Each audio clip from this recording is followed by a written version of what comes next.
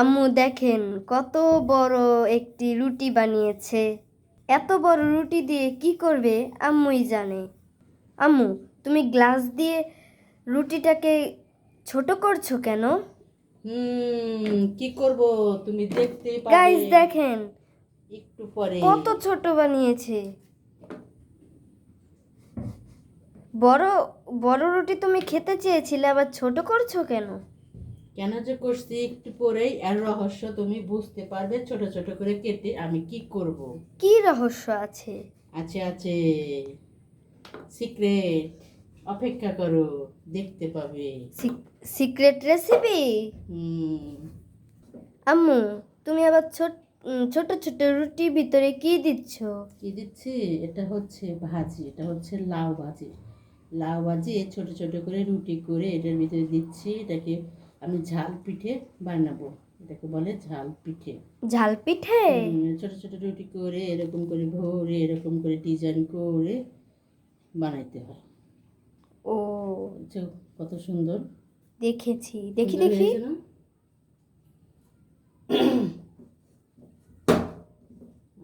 এরকম করে রুটি ভরতে হয়।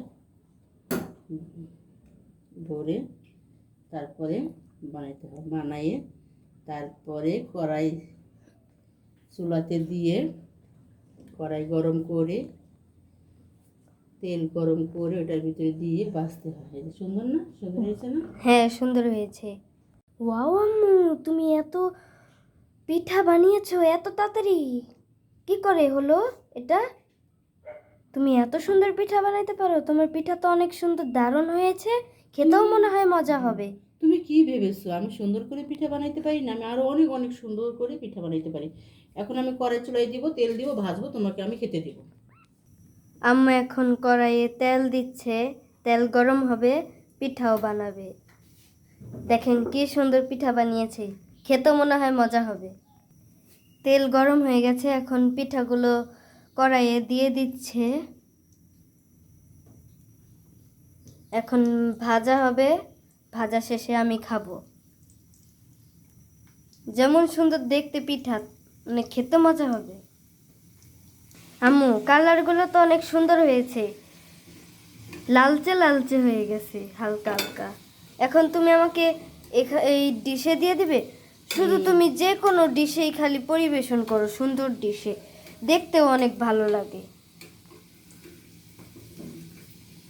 এখন এগুলো হয়ে গেছে, এগুলো এখন উঠিয়ে নিয়ে এগুলো এখন আমার ছেলেকে খেতে দেবো। আমার ছেলে মনে হচ্ছে জিভে দিয়ে ঝোল পড়ছে, লোল পড়ছে।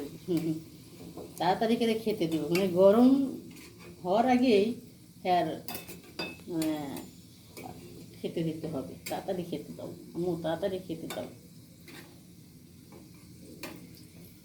এই তো হয়ে গেছে সবগুলা।